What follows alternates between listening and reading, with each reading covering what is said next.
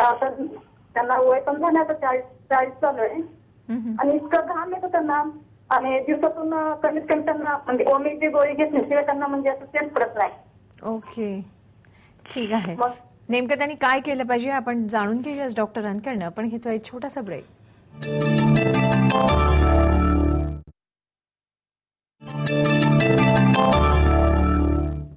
ब्रेकनंतर पुन्हा एकदा आपल्या सर्वांचं मनपूर्वक स्वागत. आज आपण माहिती करून घेत आहोत ते पित्तांच्या विकारांबद्दल. यावरती आयुर्वेदिक पंचकर्म उपचार नेमके कोणते आहेत हे आज आपल्याला समजावून सांगत आहे डॉक्टर अर्चना जानूगडे. तुमच्या मनामध्ये जे काही प्रश्न असतील ते तुम्ही नक्कीच डॉक्टरांना विचारा. आपला फोन नंबर तुम्हाला लागेल. आपला फोन नंबर असा आहे 66843333. मुंबई बाहेरील सगळ्या प्रेक्षकांनी 022 हा एसटीडी कोड लावायचा आहे. आपण एक फोन घेतोय. स्नेहा आपल्याशी बोलतायत सांगोल्याहून. हॅलो, नमस्कार. हा, नमस्ते. नमस्कार, बोला. माझा असं मला पित्ताचा खूप त्रास आहे. हा, त्यामुळे पित्त झाले की कफ होतो घशात आणि पाठीत वगैरे पण साठतो आणि संधिवाताचा पण त्रास आहे. ओके. 10 वर्ष झालं संधिवाताचा त्रास आहे. त्याचं औषध चालू आहे. आता तुमचं वय किती आहे? सारखं वाढतं असं. तुमचं वय किती आहे आता? माझं 42. 42. ठीक आहे. तर मी काय घ्यावं आणि आहार कसा घ्यावा हे मला ह्याच्याबद्दल जरा मार्गदर्शन. नक्कीच. आधी ज्या प्रश्नांचं आपण उत्तर देऊया, मग ब्रेकवर जाण्यापूर्वी जो प्रश्न विचारला होता त्याचं आपण उत्तर देऊ. मुळात संधिवाताचा त्रास आहे त्यांना, म्हणजे बऱ्याचदा मानदुखी, पाठदुखी, कंबरदुखी हे त्रास होत असेल तर पेनकिलर्स घेतली जातात. मग पेनकिलर किंवा कोणतंही वेदनाशामक औषध घेतलं तर त्याच्याने ऍसिड सिक्रेशन्स प्रमाणापेक्षा जास्त वाढतात आणि त्यामुळे सुद्धा त्यांना वारंवार ऍसिडिटीचा त्रास होऊ शकतो. तर मुळात असं की वारंवार तात्पुरत्या स्वरूपामध्ये कोणतं तरी पेनकिलर किंवा अँटासिड तुम्ही जर घेतलं, याच्या आधी प्रश्न विचारलेला त्यांनी रोज ओमेज घ्यायची सवय म्हणून सांगितलं. आता जनरली काय होतं की ऍसिडिटी प्रमाणापेक्षा जास्त वाढली आहे तेव्हा त्या ऍसिडिटी सिक्रेट होणारा ऍसिड डायल्यूट करण्यासाठी म्हणून अँटासिड्सचा वापर केला जातो. तर कधीतरी प्रमाणापेक्षा जास्त ऍसिडिटी होते त्या काळात आपण आयुर्वेदिक औषधही दिली जातात ज्याच्यामुळे ऍसिडिटी डायल्यूट सिक्रेट होणारा ऍसिड डायल्यूट होतं आणि त्याच्यामुळे एपिगॅस्ट्रिक पेन होणं, जळजळ होणं, मळमळ होणं, आग होणं हे कमी होऊ शकतं. पण वारंवार ऍसिडिटीच्या जर गोळ्या खाल्ल्या तर त्याच्यामुळे मग तात्पुरतं सिक्रेट होणारं मग नंतर भूक न लागणं, भूक मरणं हा प्रकार चालू होतो. जे सिक्रेट होणारे ऍसिड असतात ते डायल्यूट करण्यासाठी म्हणून अँटासिड्सचा वापर केला जातो. नंतर असं होतं की ऍसिड सिक्रेट होणं ही प्रक्रियाच कंट्रोलमध्ये वीक होते आणि त्यामुळे एनोरेक्झिया, भूक न लागणं हा प्रकार चालू होतो आणि मग प्रकृती वीक व्हायला सुरुवात होते, बारीक प्रकृती होते. त्यांना आता दुसरा प्रश्न असा होता की ऍसिडिटी खूप जास्त होते तर आहार कसा असावा. तर मुळामध्ये असं की ऍसिड प्रमाणापेक्षा जास्त सिक्रेट होतं तर आहारामध्ये तुरडाळ, हरभरा डाळ हा वर्ज्य करणं आणि सगळ्यात महत्वाचं की जेवण वेळेवरती जेवणं आणि कोकम सरबतचा वापर त्यांनी करावा. कोकमामुळे पित्तशमन होतं आणि त्याचा उपयोग आवळा ज्यूस, पित्त किंवा कोकम सरबत त्याच्याने पित्तासाठी मदत होऊ शकते. आणि ते राजेश्रीनी जो प्रश्न विचारला होता त्यांच्या मिस्टरांबद्दल, त्यांना खूप घाम येतोय तर त्या घामासाठी त्यांना काय करताय? मुळात कसं असतं की मी म्हटलं आताच की हातापायाच्या तव्यांना घाम येणं, अंगाला घाम येणं ही एक शरीराची टेंडन्सी असते. म्हणजे स्वेट ग्लँड्स जास्त स्टिम्युलेट होतात, त्याचं स्टिम्युलेशन कमी करण्यासाठी अशी औषधं नसतात. तरी आयुर्वेदामध्ये नागरमुथ नावाची चूर्ण दिली जातात की प्रमाणापेक्षा जास्त घाम येणं आणि घामाला वास येणं जास्त हा प्रकार ज्यांना जास्त असतो, ऍसिडिटी ज्यांना प्रमाणापेक्षा जास्त, अशा लोकांना नागरमुथाची चूर्ण किंवा काढे प्यायला दिली जातात. त्याची मदत होऊ शकते. डॉक्टर, पित्त जास्त प्रमाणात वाढलं असेल तर नेमकं आपल्या शरीरावरती तुम्ही म्हटलं तसं बरेच काही घातक परिणाम होत असतात. तर पहिला तर तुम्ही आम्हाला सांगितलं आहे की पित्त अति प्रमाणात वाढलं तर नेमकं काय होतं अजून? आपण ज्याला म्हणतो की ऍसिड सिक्रेट झाल्यामुळे एपिगॅस्ट्रिक पेन होतं आणि म्युकस मेम्ब्रेनचा लेअर निघून जातो. तर त्याच्यासाठी आपल्याकडे छान काही डायग्राम्स आहेत. हे एक स्टमकचं डायग्राम दाखवली की ज्याच्यामध्ये गॅस्ट्रिक अल्सर प्रमाणापेक्षा जास्त ऍसिड सिक्रेट झाल्यामुळे हा म्युकस मेम्ब्रेनचा लेअर इथे वीक झाला आणि त्याला होल पडलेलं दाखवलं की याला अल्सर्स म्हणतात. गॅस्ट्रिक अल्सर, आमाशयामध्ये होणारा अल्सर. त्यामध्ये हा एक दुसरी डायग्राम आहे ज्याच्यामध्ये डिओटिनल अल्सर, गॅस्ट्रिक अल्सर यामध्ये सुद्धा म्युकस मेम्ब्रेनचा लेअर निघून गेल्यामुळे हे त्याचं मायक्रोस्कोपिक स्ट्रक्चर दाखवले की म्युकस मेम्ब्रेनचा लेअर वीक होतो, पातळ होतो. असं जनरली थोडं उलटीतून मळमळ होणं, उलटीतून रक्त पडणं, स्टूलमधून रक्त जाणं, भयंकर पोटामध्ये दुखतं कारण हे अल्सर्स फॉर्म झालेले असतात. त्या काळामध्ये सिक्रेट होणारं ऍसिड त्या आतड्यांना सोसवत नाही, त्यामुळे एपिगॅस्ट्रिक पेन आणि जळजळ भयंकर होत असते. आता बऱ्याचदा काय होतं की हे ऍसिड जेव्हा सिक्रेट होतं तेव्हा जसं छातीमध्ये जळजळ होते एक्झॅक्टली पाठीमध्ये त्याच पॉइंटवरती भयंकर पेन होतं आणि जळजळ होते, ज्याला रेट्रोस्टर्नल पेन असं म्हणतात. ते पण ऍसिड जास्त प्रमाणात सिक्रेट झाल्याचंच लक्षण आहे.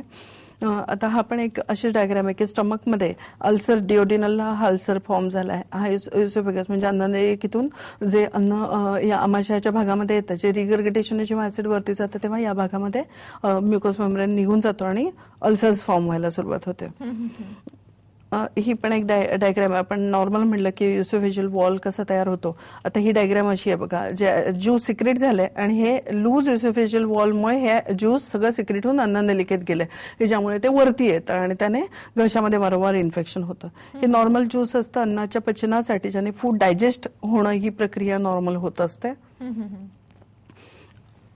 डॉक्टर, आता आपलंच आलेलंच आहे की बद्धकोष्ठता. तर जसं तुम्ही म्हटलं की पित्त जास्त प्रमाणात वाढलं की अनेक विकारांना आपल्याला सामोरं जायचं असतं. मुळातच आपलं चयापचयाची क्रिया आहे ती चांगली असली पाहिजे. तर बद्धकोष्ठता म्हणजे अनेक वर्ष जे कॉन्स्टिपेशनचा त्रास काढत असतात, अशा पेशंटनी नेमकं काय केलं पाहिजे आणि बद्धकोष्ठता होऊ नये म्हणून त्यांनी आहारामधील सगळे बदल वगैरे त्यांनी काय केले पाहिजे? सगळ्यात महत्वाचं की जे वारंवार कॉन्स्टिपेशनचा त्रास होत असेल तर पाणी पिताना गरम पाणी पिणं किंवा साजूक ज्याला असं म्हणतो की स्निग्धांश निघून गेल्यानंतर जे तूप तयार होतं ते तुपाचा वापर जेवणामध्ये करणं. केळी जास्त खाल्ल्या तर त्याच्यामुळे पोट साफ व्हायला मदत होते. हिरव्या पालेभाज्यामध्ये तव्यावरती बनवलेली अगदी मेथीची भाजी, पालकाची फायबर फूड आपण ज्याला म्हणतो, ते जेवढं जास्त घ्याल तेवढं पोट व्यवस्थित साफ व्हायला मदत होते. आणि चालणं, शरीराला हालचाली हव्यात, तर त्यामुळे थोडं जेवल्यानंतर लगेच बेडवरती जाऊन झोपणं ही प्रकारच चुकीचा. आणि जो ऑलमोस्ट 80% पेक्षा जास्त लोकांच्या मध्ये होतं की जेवलं की लगेच जाऊन आपण बेडवरती रिलॅक्स होतो आणि त्यामुळे फूड डायजेशन ही प्रक्रिया वीक होते आणि त्यामुळे अनेक पोटाचे विकार होतात. त्यामुळे थोडं शतपावली हा जो पूर्वीचा कन्सेप्ट आहे तो अतिशय महत्वाचा आहे असणं, की जेवल्यानंतर थोडं तरी इकडे तिकडे फिरणं, चालणं खूप महत्वाचं आहे. नक्कीच आपण हे पाहूयाच डॉक्टर. खरं तर आपल्या दिनचर्येमधले जे काही चुकीचे बदल असतात, खरं तर हे आयुर्वेदाला मान्य नाहीये, तरी सुद्धा आपण मात्र त्याच गोष्टी पुन्हा पुन्हा करत असतो. ह्या टाळल्या तर नक्कीच आपल्याला अशा गोष्टींना सामोरं जावं लागणार नाही. बऱ्याच गोष्टींची माहिती करून घेऊया. एक फोन घेतोय आपण. अश्विनी आपल्याशी बोलतात अंधेरीहून. हॅलो, नमस्कार. नमस्कार. नमस्कार, बोला. मला एक प्रश्न विचारायचा आहे मॅडमला. हा, की माझ्या नवऱ्याला म्हणजे युरिन वाटते, पित्त हे धातू जातोय खूप. मग त्याला, मला कोणी जण ते खड म्हणतात त्याला काही डॉक्टर उपाय आहे का?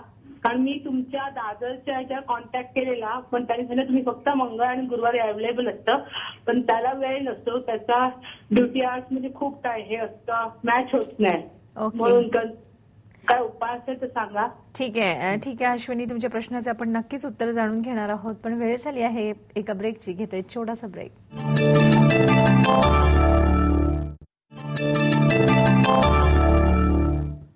ब्रेकनंतर पुन्हा एकदा आपल्या सर्वांचं मनपूर्वक स्वागत. आज आपण माहिती करून घेत आहोत पित्तांच्या विकारांबद्दल. अर्थातच पित्ताचे विकार जर आपल्याला जास्त प्रबळ झाले असतील तर आयुर्वेदिक पंचकर्म उपचार हे आपल्याला कसे मदतगार ठरू शकतात, यावरच आपल्याला मार्गदर्शन करत आहे डॉक्टर अर्चना जानोगडे.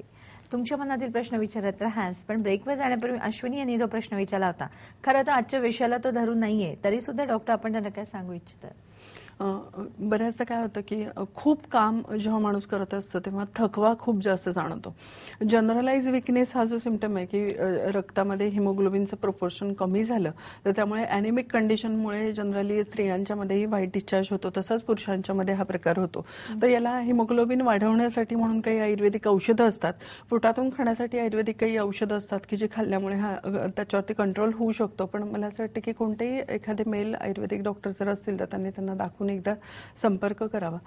त्याच्यावरती आयुर्वेदिक खूप चांगली औषध आहेत, त्याने हातांचा त्रास कमी होऊ शकतो. नक्कीच. आपण एक फोन घेतोय. प्रिया आपल्याशी बोलतायत कणकवलीहून. हॅलो, नमस्कार. हॅलो मॅडम, नमस्कार. नमस्कार. माझा एक प्रॉब्लेम आहे.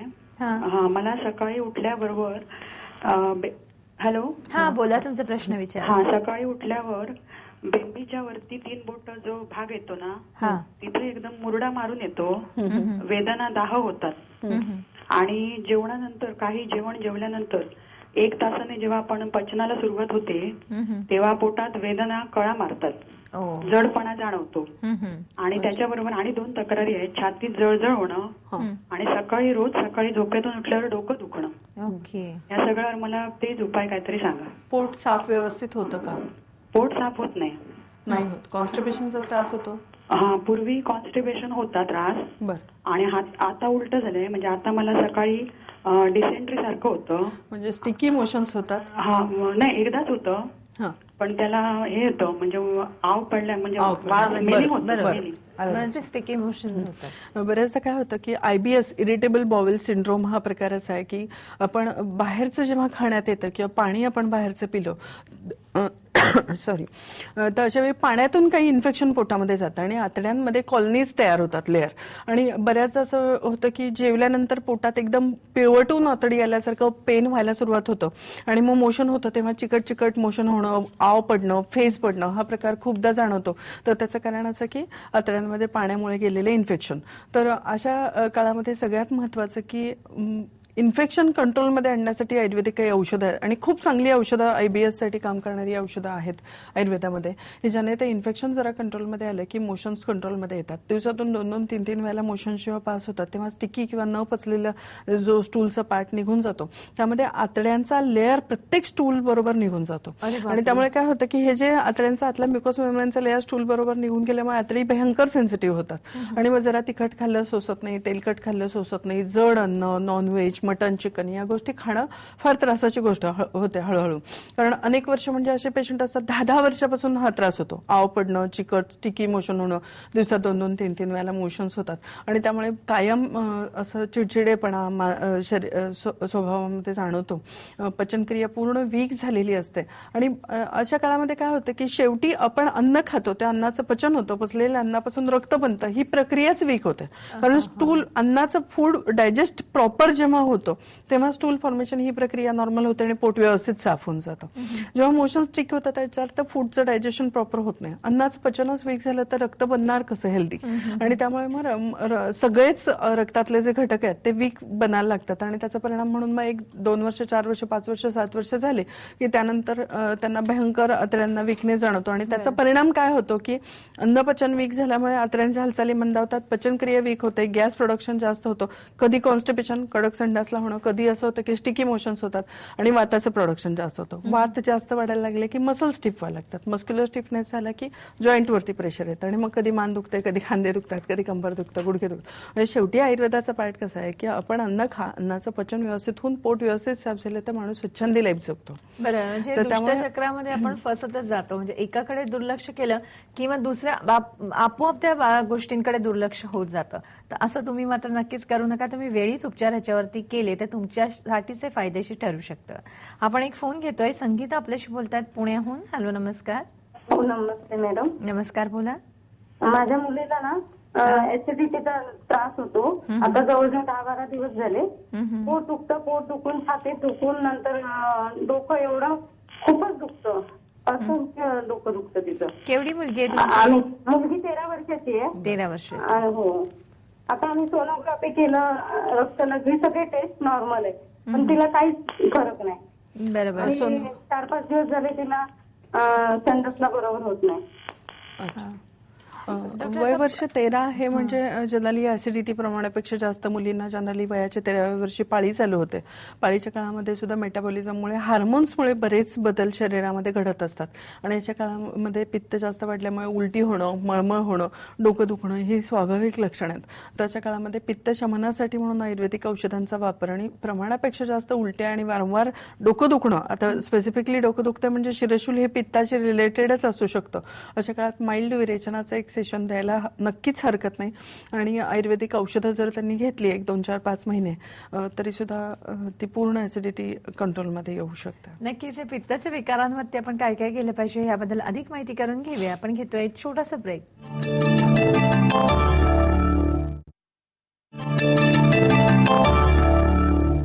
ब्रेकनंतर पुन्हा एकदा आपल्या सर्वांचं मनपूर्वक स्वागत. आज आपण माहिती करून घेत आहोत ती पित्तांच्या विकारांबद्दल. यावेळी आयुर्वेदिक उपचार नेमके काय आहेत हे आता आपण जाणून घेऊया डॉक्टर अर्चना जानोगडे यांच्याकडून.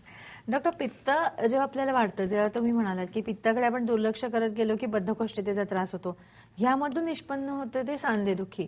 तर हे जे चक्रामध्ये आपण कसे फसत जातो ह्याबद्दल जरा सांगा ना. आपल्याकडे कॉन्स्टिपेशन म्हणजे वारंवार मोशन्स क्लिअर न होणं, त्यामुळे आतड्यांची जी कंडिशन होते त्यासाठी एक प्रेझेंटेशन आहे. हे बघा, हे नॉर्मल आतडी, मोठी आतडी ज्याला म्हणतात, त्याला हे 3 कॉलॉन त्याच्यामध्ये असतात.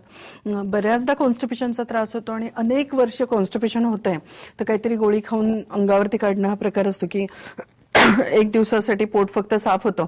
मग हे जे आतड्यांचे जे लेअर दाखवले की वारंवार कॉन्स्टिपेशनचा त्रास झाल्यामुळे आतड्यांमध्ये इन्फेक्शन होतं आणि त्यामुळे ही आतडी सगळी श्रिंक होतात. म्हणजे म्हणतो की वयाच्या 70-75 वर्षामध्ये कॉन्स्टिपेशनचा त्रास झाल्यामुळे इतकी इमोशनल कंडिशन खराब झालेली असते या काळामध्ये, आतड्यांची अशी कंडिशन असते. बॅडली कॉन्स्टिपेटेड कोलॉन्स ज्याला म्हणतात, असं की भयंकर आतडी वीक झाल्यामुळे आणि हे स्टूल फॉर्मेशनच्या प्रक्रियेमध्ये हार्ड स्टूल्स झाल्यामुळे पाईल्सचा त्रास होणं, फिशरचा त्रास होणं, फिस्टुला असे अनेक प्रकारचे त्रास होतात. आता कॉन्स्टिपेशन होतं म्हणजे काय होतं तर अन्न खाल्ल्यानंतर पाणी कमी प्यायची सवय ज्यांना असते किंवा आहारामध्ये भाज्यांचं प्रमाण कमी असतं, पचनाचे ऍसिडिटीचे अनेक वर्षापासून त्रास असतात, अशा लोकांना हळूहळू कॉन्स्टिपेशन किंवा पोट व्यवस्थित साफ न होणं हा प्रकार चालू होतो. वयाच्या 40-45 वर्षापर्यंत बोन्स, व्हिटॅमिन डी, कॅल्शियम्स नॉर्मल असतं, त्यामुळे जॉईंटचे जनरली फारसे त्रास जाणवत नाहीत. पण बऱ्याचदा असं होतं की आतड्यांच्या हालचाली मंदावल्यामुळे न पचलेल्या अन्नरसापासून गॅस प्रोडक्शन होतो. हा गॅस म्हणजे आयुर्वेदानुसार जे 3 दोष आहेत, वात, पित्त आणि कफ, हा तयार होणारा वात मसल्समध्ये स्टिफनेस तयार करतो. आता मणक्यामध्ये सुद्धा स्पॉन्डिलोसिसचे त्रास चालू होतात, तर त्याला बेसिक ओरिजिन आयुर्वेदानुसार आम्ही काय म्हणतो की मणक्यामध्ये असा शेप असतो स्पाईनचा, मानेच्या बाजूला थोडा पुढे थोरासिकला लंबारला असा असतो. पोटामध्ये तयार होणाऱ्या गॅसमुळे, ज्या वाताच्या प्रोडक्शनमुळे मणक्याला अटॅच ज्या मसल्स असतात त्या स्टिफ होतात. मस्क्युलर स्टिफनेसमुळे बोन मधलं अंतर कमी होऊन गादी डिस्क बाहेर यायला सुरुवात होते कंटिन्युअस मस्क्युलर स्टिफनेसच्या कंडिशनमुळे. आणि स्पॉन्डिलोसिसला सुरुवात होते त्या काळामध्ये मग मानेतून निघालेली नस हाताच्या बोटामध्ये येते, कमरेतून निघालेली पायाच्या बोटामध्ये जाते. ते कंटिन्युअस मस्क्युलर स्टिफनेसमुळे जॉईंटवरती प्रेशर येतं आणि त्यामुळे नस दबली गेली की स्पॉन्डिलोसिस म्हणजे मान दुखणं, चक्कर आल्यासारखं होणं, खांदे दुखणं, पाठ दुखणं, कंबर दुखायचा त्रास. बरेचदा स्त्रियांना पण जाणवतो की कंबर दुखीचा त्रास जास्त होतो आणि मग कमरेतून कळ पायामध्ये जाते, पाय भयंकर जड होतात, एका ठिकाणी जास्त वेळ बसवत नाही, उठलं की थोडं वाकडं व्हायचं, सरळ व्हायचं, मग चालायचं. ते कशामुळे तर मस्क्युलर स्टिफनेस, वातामुळे. आता वात तयार होण्याचं एक कारण जसं आपण कॉन्स्टिपेशन म्हणतो की पचनाचे त्रास खूप जास्त असतात आणि वात प्रमाणापेक्षा जास्त तयार झाले की स्टूल हार्ड बनतं आणि कॉन्स्टिपेशन नंतर वातामुळे मसल स्टिफ होतात.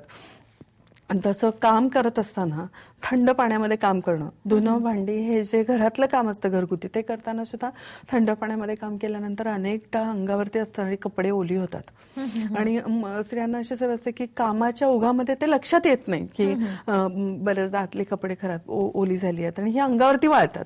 आणि मग अशा काळामध्ये थंडामुळे वाताचं प्रोडक्शन जास्त होणं.